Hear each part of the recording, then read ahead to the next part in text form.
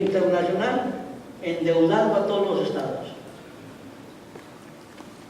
Las deudas de nuestros países tienen su soporte en la forma ortodoxa, lo que enseñan en las universidades, cómo se maneja la creación de dinero, su circulación, se establecen las relaciones de cambio y se derivan créditos estatales en moneda interna, que son los 4 elementos que un banco central debe manejar. Esas teorías no consultan el ejercicio de la soberanía monetaria. Entonces, yo tengo aquí el proceso investigativo. Lo que motivó la investigación y el hallazgo.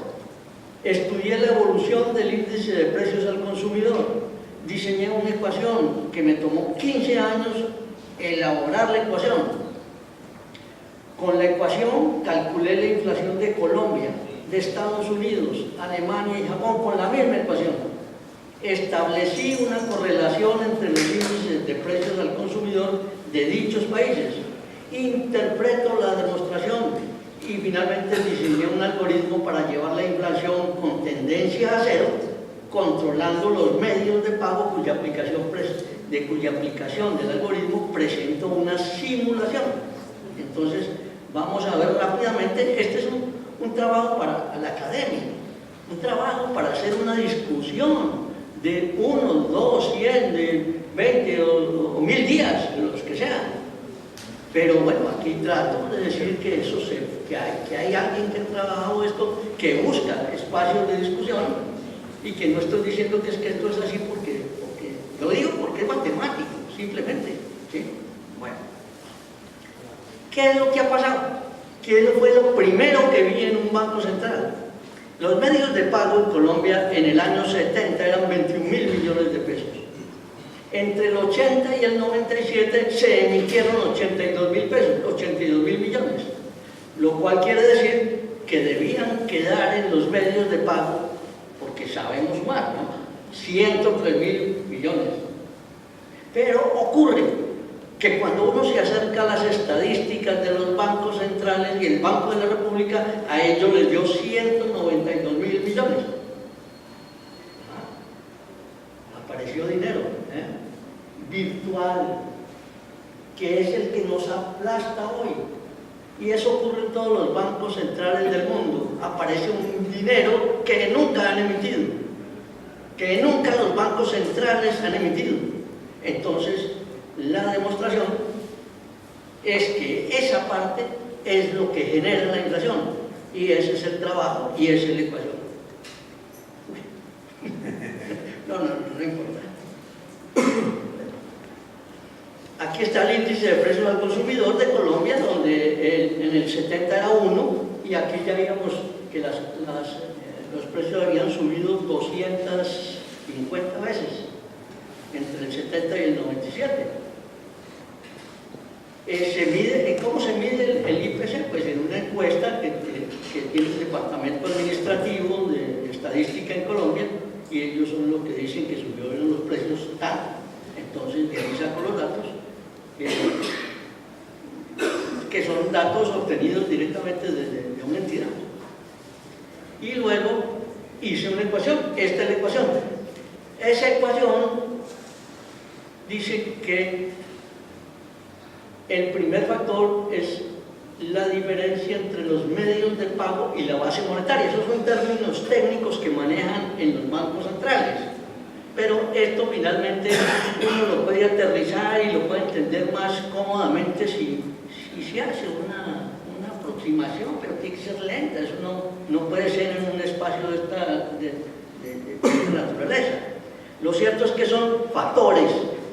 Y aquí el segundo factor quiere decir que es el encaje. El tercer factor aquí son los depósitos en las bóvedas de los bancos, que son efectivos en los bancos centrales, en las cuentas de los bancos centrales.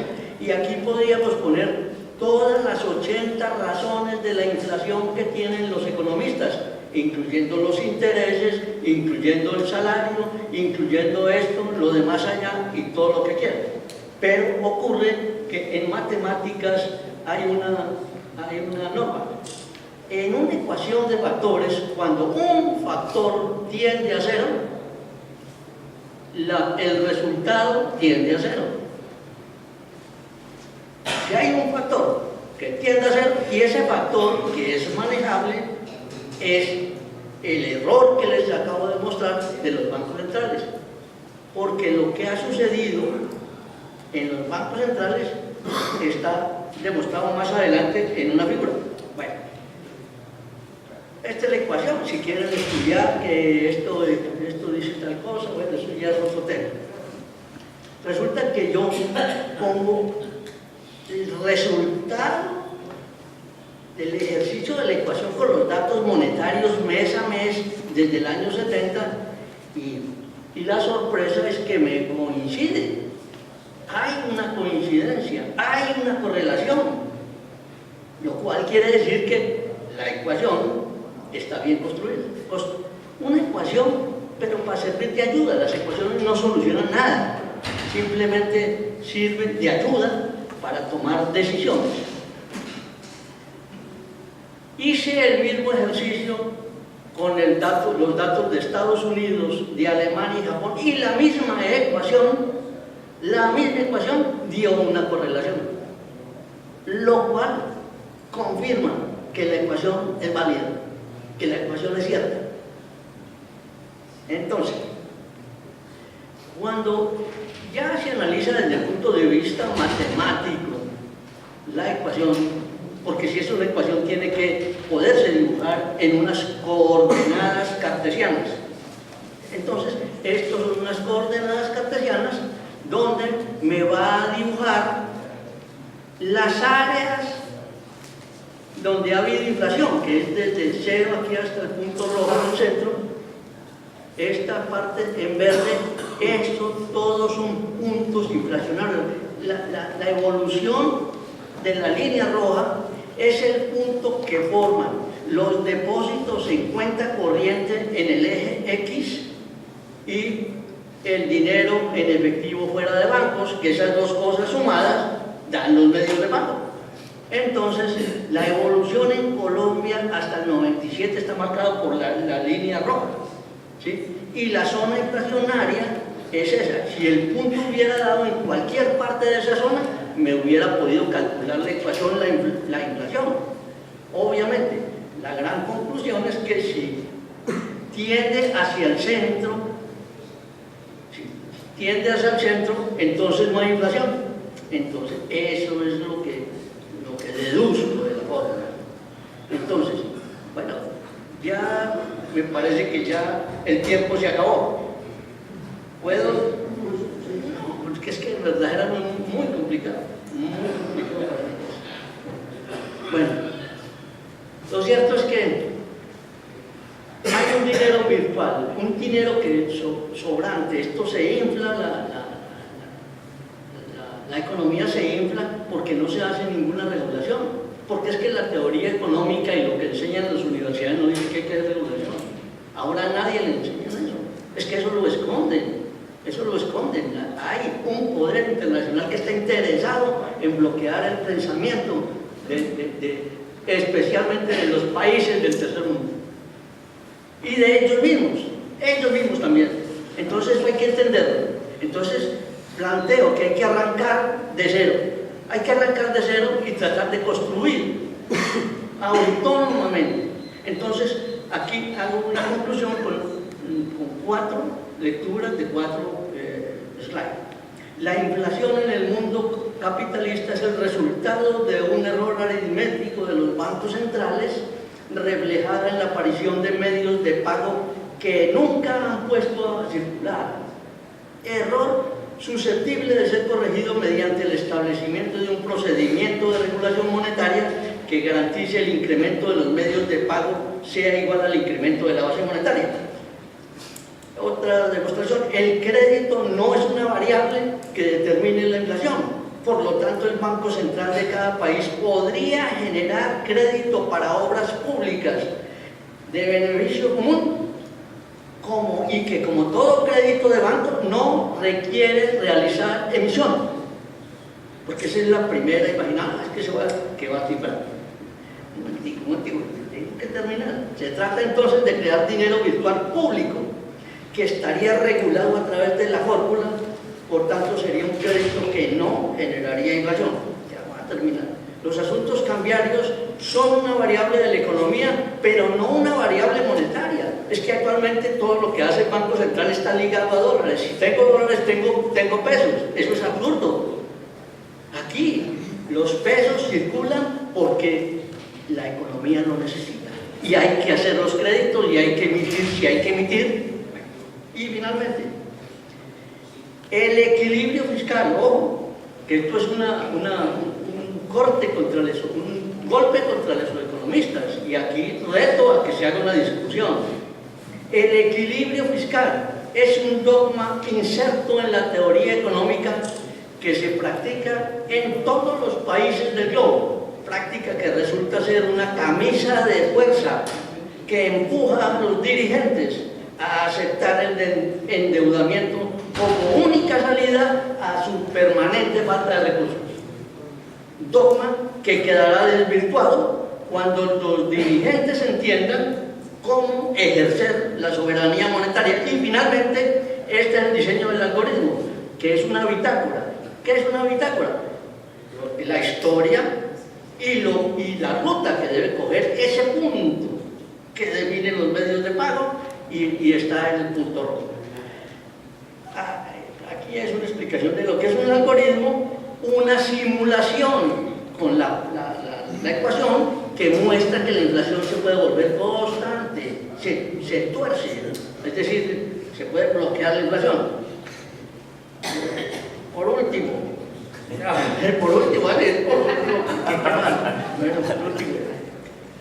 ojo esto, el crédito central es un derecho de la comunidad.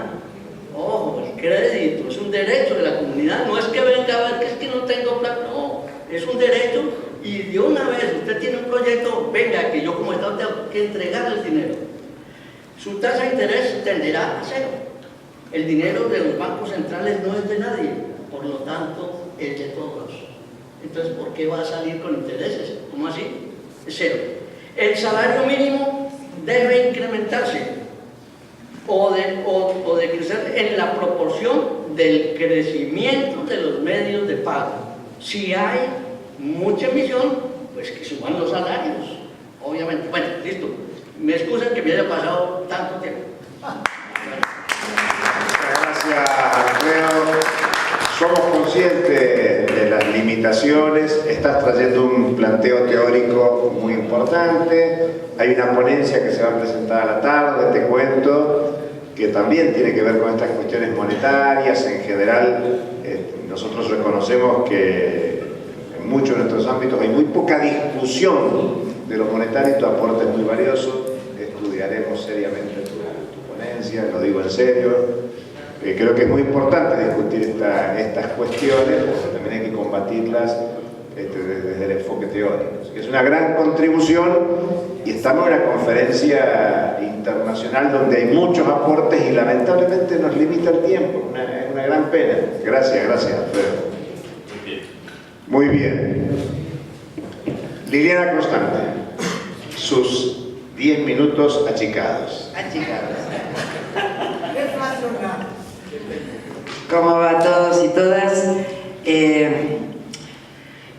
Bueno, un agradecimiento, por supuesto, y un gusto estar acá. Soy constante, no constante, así que cuando acá el compañero habló de constante, yo dije, bueno, acá me están nombrando.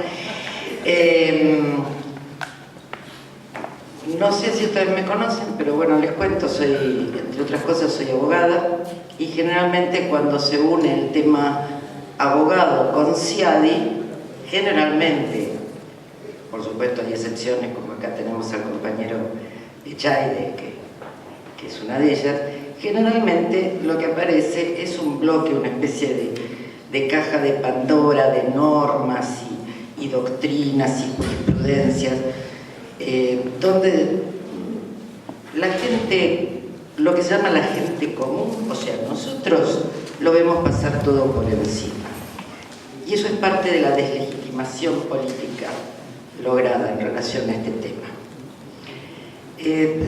Yo me dedico bastante a estudiar el CIADI, no soy especialista, pero me dedico atento a que es uno de los instrumentos de despojo que se utiliza en nuestros territorios. Recién Ariel decía, bueno, mientras estamos preocupados por el imperialismo norteamericano, acá se nos viene, ¿no?, que estamos... Sí, ¿quién sería la cabeza o el titular del imperialismo?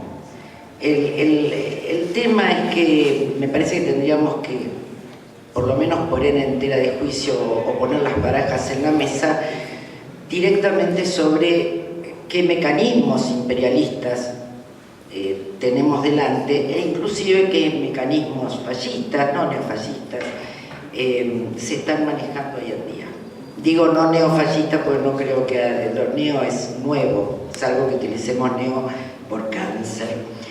Entonces quería comentarles algo. Dentro de lo que yo traía para trabajar acá, tengo un punteo de normativas, de normas constitucionales argentinas, constitucionales latinoamericanas, internacionales, etcétera, etcétera, de las cuales no voy a hablar.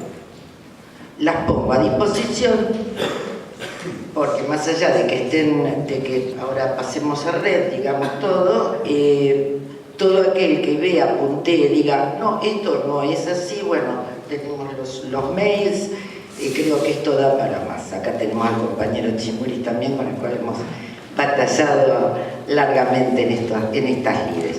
Por eso tal vez voy a resumir, muy resumidito, si es posible, para una madre y maestra, con poder, las funciones del CIADI y el funcionamiento. El funcionamiento sería lo que dice el convenio, cómo funciona el CIADI, que nos interesa saberlo. ¿Por qué? Porque nosotros lo adoptamos, lo integramos a nuestra legislación. Y lo integramos en 1994. Exactamente un mes después de haber sancionado la Constitución Nacional, que por lo menos dice que así no se tenía que integrar. O sea, ya desde ese vamos es ilegítimo. Pero bueno, ¿nos interesa el funcionamiento? Sí, bueno, ya lo podemos manejar, el tema de que es un centro, de que no son tribunales, que hay despachos, que no hay jueces, etcétera, etcétera. Pero el tema es ¿para qué funciona?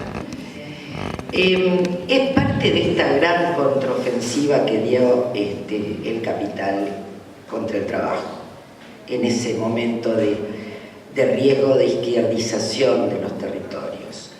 Las CTN tenían necesidad de un espacio donde se defendieran sus intereses. En realidad ni se necesitan 10 minutos para decirlo. Y esto lo sabemos. La función que tiene el CIADI, como los otros centros de arbitrajes, es la de monitoreo de las decisiones políticas en un territorio y la gestación de la nueva deuda externa.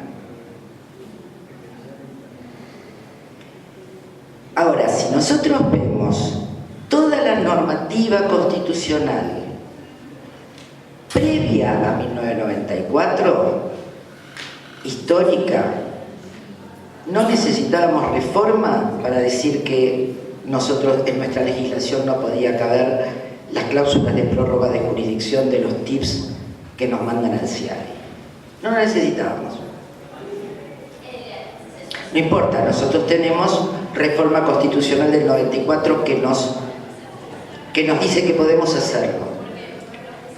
Y los jueces que dicen, la Corte Suprema de Justicia de la Nación, les cuento, hace muy poco,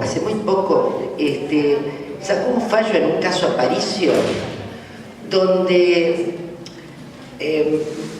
señala la inconstitucionalidad del decreto que creaba, el decreto por el cual se creaba estos conjueces de la Corte Suprema. Y dice, a mí me interesa el fallo, me interesó muchísimo. ¿Saben por qué? Porque en ese fallo, En ese fallo, en uno de los considerandos, la Corte dice: y nosotros nos metemos en este tema para decir que estos conjueces designados, como los designaron, no pueden funcionar como conjueces porque es inconstitucional, ¿y saben por qué nos metemos?, dice la Corte. Porque esto tiene gravedad institucional, y donde hay gravedad institucional, la Corte se tiene que meter y tiene que intervenir en las decisiones de los otros poderes. Y yo me levanté mientras lo leía y aplaudía acaloradamente, pero me acordé entonces que hace unos años atrás la misma Corte, frente a un planteo de denuncia de cláusulas de prórroga de jurisdicción que nos llevan al CIADI, un pedido concreto de declaración de inconstitucionalidad, le dijo a los abogados de la Asociación de Abogados de Buenos Aires y de todos aquellos que firmaron el amicus curiae, el amigo del tribunal: no nos podemos meter en esto. Primero, porque ustedes no tienen legitimación activa. Legitimación activa, ¿saben lo que es? Es decirnos: bueno, ustedes hablan de derechos, es más, pueden hacer acciones por las ballenas de Trenquelauquen, no, pero si las hubiera, perdón, era doble apellido. Por las ballenas sí, por la soberanía nacional no están habilitados, porque la soberanía nacional no está dentro del códex, del listado de bienes comunes. Bien, y realmente no es muy común ejercer la soberanía nacional. Por ahí yo me encantaría seguir discutiendo, ni siquiera empezamos a discutir, pero sí ponerle una zancadilla, como yo ya pienso en seguir cuando todavía no empezamos, una zancadilla al compañero Vargas, que realmente me parece que esto daría, tu trabajo da realmente para un seminario, ¿no? Y claro, y lo peor de todo es que yo me acuerdo que lo que es el centro de aglutinamiento de decanos de facultades de derecho nacionales en el 2005, por ejemplo, se juntaron y sacaron una declaración diciendo que el tema de la deuda externa y el tema de la inconstitucionalidad de las cláusulas de prórroga de jurisdicción y el tema del impacto del CIADI en relación a la vida económica y política del país tenía que ser un tema de debate académico permanente que atravesara el estudio del derecho. Entonces todo esto me hace acordar a un choluleo histórico que yo tenía con algunos compañeros estudiantes cuando les decía que había un emperador romano que vituperaba al Senado, lo despreciaba, lo escupía, le pegaba. Y un día tomando mate con la mujer le dice al emperador romano: ¿pero por qué haces esto si las leyes dicen que no tenés que hacerlo? Y él le contesta en 2 palabras latinas, que es, 3, que es: ¿por qué se dejan? Entonces me parece que no es un tema de... claro, o violín de lata. Me parece que de los 5 minutos quedan 2, seguramente. Tiempo.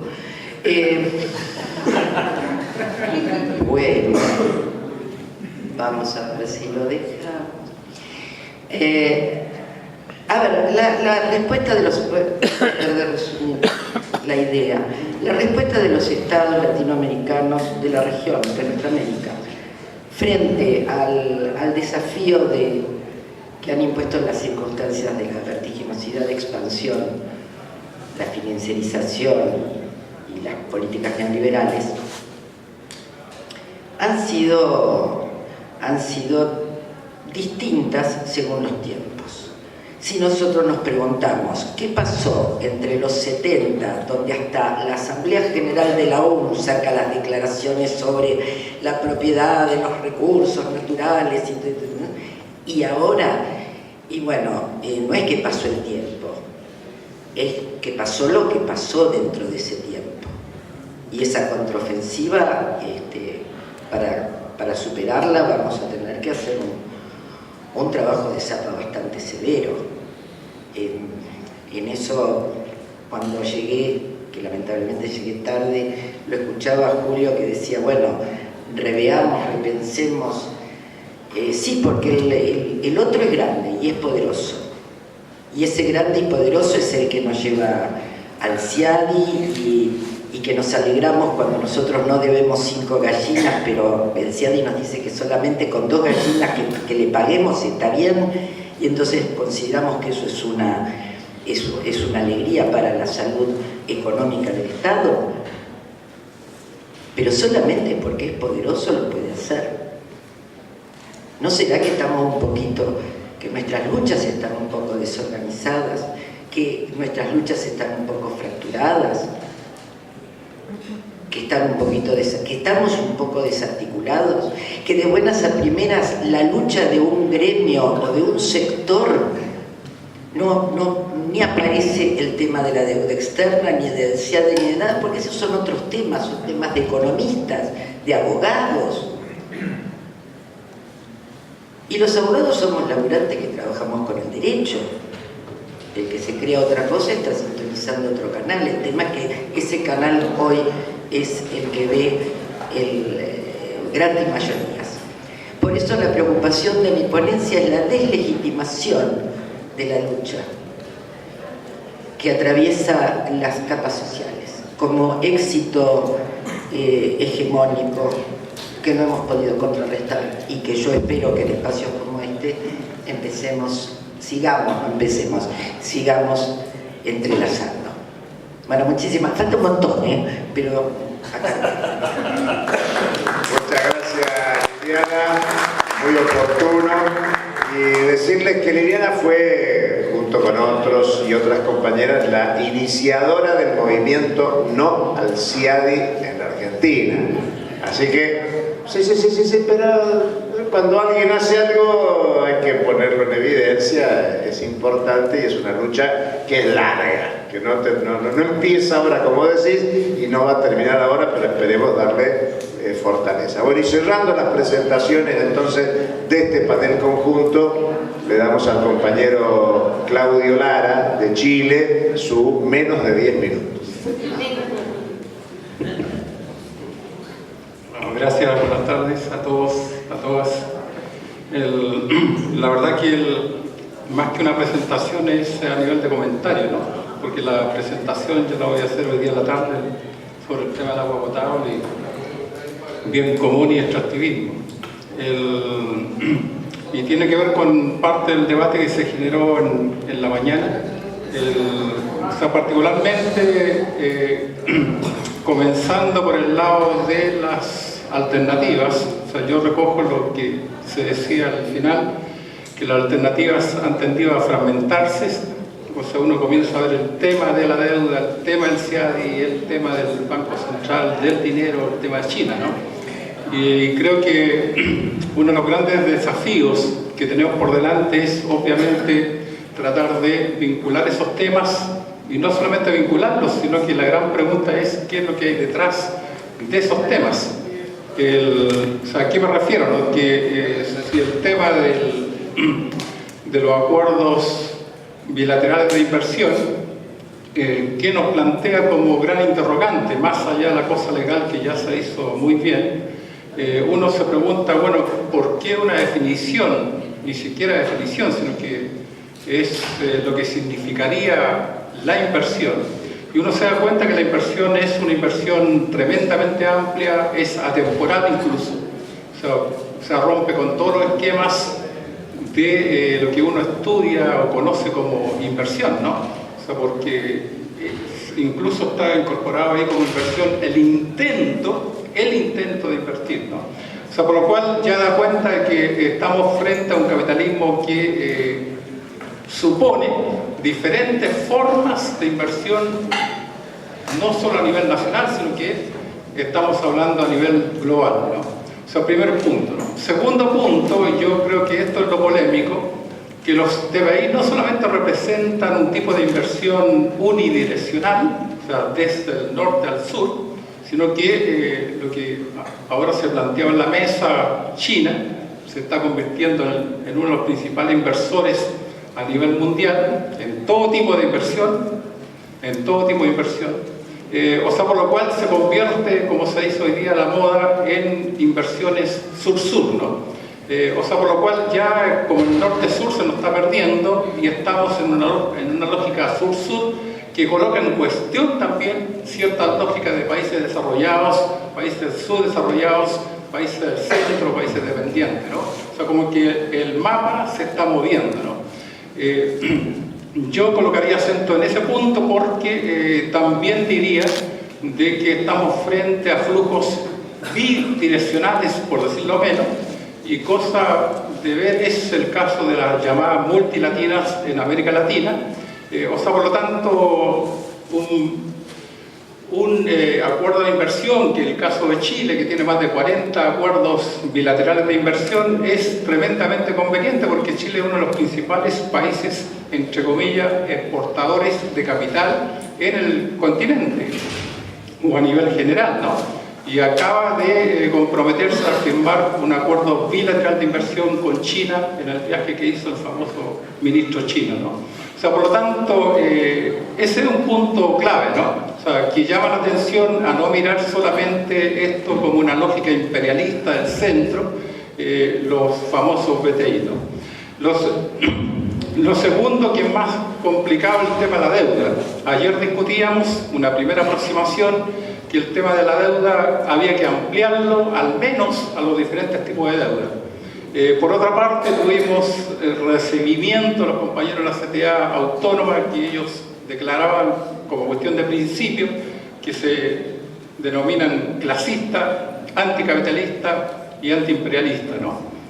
La pregunta que uno se hace al momento de escuchar esa declaración es si uno está mirando la deuda desde un punto de vista clasista, ¿no? O la está mirando netamente desde un punto de vista nacional o nacionalista. Y aquí viene un tema que es complicado, ¿no? Porque obviamente hay distintos enfoques teóricos, ideológicos en que uno se puede aproximar y explicar el tema de la deuda. Ahora, si uno lo hace desde un punto de vista de Marx, para no hablar de marxismo, de Marx, que yo creo que fue el primer economista, entre comillas, monetario, o sea, de entender el capitalismo como un sistema monetario, uno se da cuenta que la precondición del capitalismo no es solamente la existencia del dinero, sino que diferentes formas que tiene el dinero al interior del capitalismo, y una de esas formas que va a tender a predominar en el futuro, estoy diciendo los tiempos de Marx, era el dinero como medio de pago, ¿no? Pero sin embargo aquí hay una cosa que se ha dejado de lado, que el principal medio de pago es el salario. O sea, porque el salario es una forma de medio de pago, y si ustedes quieren llamarlo así, es una deuda, porque en verdad a nadie nos paga, o nadie nos paga al momento de comprar esa fuerza de trabajo. Es un compromiso futuro, es una deuda futuro en que se me paga a mí a final de mes, ¿no? O sea, por lo cual el tema de la deuda no es un tema, como yo he escuchado algunas opiniones, aparentemente, ojalá que me equivoque, no es un tema arbitrario que queda al juicio de cada cual si tomo deuda, no tomo deuda, si un país no toma deuda. O sea, la deuda en definitiva es inherente, es intrínseca, es una precondición de la propia expansión del capitalismo. Entonces, es un tema que tiene que ver inmediatamente con la relación capital-trabajo. O sea, no es un tema solo de relación capital-capital o capital-estado, ¿no? Entonces, ese es un punto que uno debería tomar en cuenta a la hora de, creo yo, de discutir el tema de la deuda, ¿no? Bueno, hacíamos una discusión en la mañana sobre el endeudamiento a las personas, ya sea deuda de consumo o sea deuda hipotecaria. También uno escucha opiniones como que ese fuera un tema eminentemente ideológico en el sentido de la propagación del consumismo y que la gente cae en la deuda por esa pretensión, ¿no? Bueno, eso tampoco hay que mirarlo en términos absolutos, ¿no? Porque sobre todo en el caso de Chile, donde hay un avance tremendo de la mercantilización y sobre todo de la privatización de servicios públicos, y uno empieza a desmenuzar en qué consiste la deuda de las personas. O sea, primero es una deuda hipotecaria, o sea, la principal deuda. Entonces, bueno, ahí uno se pregunta si uno tiene derecho o no tiene derecho a tener una vivienda, ¿no? Y la única forma es endeudarse para lograr una vivienda. Segundo, educación privada. La pregunta es si yo tengo derecho a ir a una universidad, pero para llegar a la universidad me tengo que endeudar. Tengo una operación de emergencia en salud, no hay modo de enfrentarla más que pagando la salud, esa operación. Me tengo que endeudar o vender la casa, que es muy típico en Chile, ¿no? O sea, yo tengo que vender mi vivienda para poder realizar una operación. O sea, por lo cual también hay una lógica del propio sistema que va generando esa necesidad, entre comillas, de la deuda de las personas. O sea, no es, insisto, una cuestión meramente de opción personal o de opción por el consumismo, ¿no? Bueno, eso es en términos generales, ¿no? La otra cosa que a mí me preocupa esto de la deuda externa, en particular, como una de las formas de la deuda, que otra vez, ¿no? O sea, yo creo que hay un cambio también, ¿no? O sea, que uno no puede dejar de tomar en cuenta. O sea, porque esto de utilizar conceptos tradicionales o convencionales para una política anticapitalista o alternativa también es complicado, ¿no? Porque la verdad que ¿qué es en verdad inversión extranjera directa? O sea, inversión extranjera directa se supone que no es el traslado, como uno debería entender en el sentido común, de maquinarias, de plantas industriales de un país a otro país. Es dinero, o sea, sí, es dinero, o sea, todo es movimiento de dinero. O sea, por lo tanto, cuando yo planteaba antes de estas famosas multilatinas que están en un fuerte incremento hoy día en el continente, estamos frente también a movimientos que entran y salen, o sea, se desplazan rápidamente, ¿no? Y en volúmenes cada vez más grandes. O sea, por lo cual la llamada deuda externa, si uno lo quiere pensar así, si antes tenía como función el financiamiento sobre todo de inversión extranjera que llegaba a un país, hoy día, a mi entender, gran parte también es deuda para expandir empresas o capitales desde nuestros países hacia el continente o fuera del continente, ¿no? O sea, es cosa de ver incluso el rol que están jugando bancos estatales, se da el caso de BNDES o de otros bancos, la deuda bancaria en Chile, que tiene con empresas, tiene que ver más con comercio exterior y tiene que ver más con expansión de este tipo de capitales hacia afuera, no hacia adentro. Entonces, yo creo que ese tipo de complejidades nos pueden ayudar, si uno las toma en cuenta, la analiza, nos puede ayudar a ir despejando mejor y lograr un acuerdo en términos de propuesta para los temas que he mencionado, ¿no? Gracias.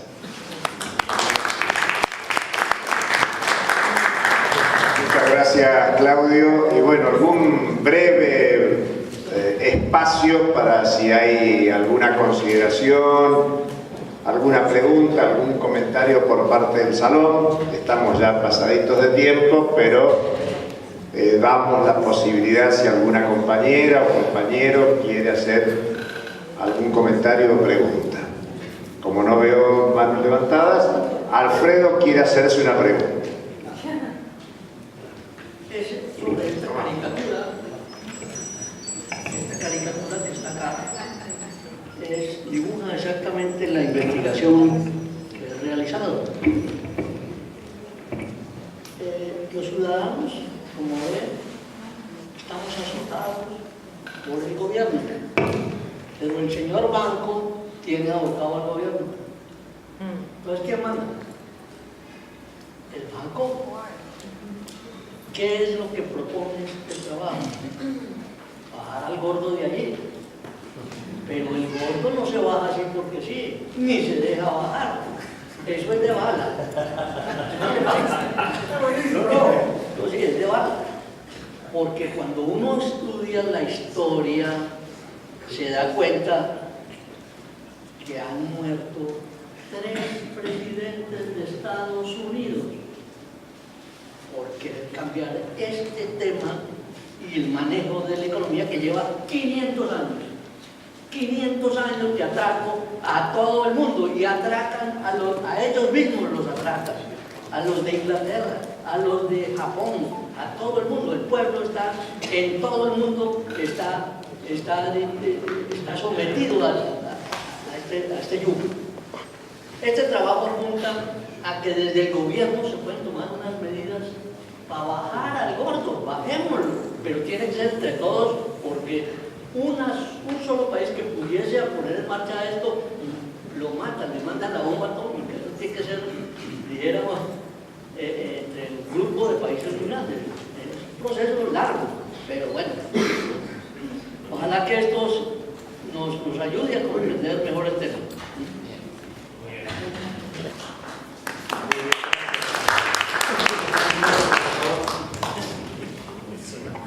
Compañeros, damos una palabra más. Muy breve, sí. Lo que plantea aquí el compañero Vargas es que lo que Chomsky dice, gobierno de facto empresario. Hace rato es así, es el gobierno de facto empresario. Son los grupos económicos los que toman la decisión. Y la pueden tomar porque hay otro proceso, que es un proceso al que tenemos que apuntar fuertemente, que es la contaminación simbólica, la dominación cultural, la entrega de nuestra cultura para entender que hay otras posibilidades, otros caminos, otras alternativas, otros paradigmas para mirar la realidad. Claro, la colonización. Muy bien, muchísimas gracias. Bueno, compañeras, compañeros, hemos hecho una intensa deliberación. Si yo no me equivoco, son 8 las ponencias que se han presentado. Vamos a tratar de sistematizar las propuestas que se hicieron para llevarlas mañana a la asamblea. Y ahora hago un par de anuncios.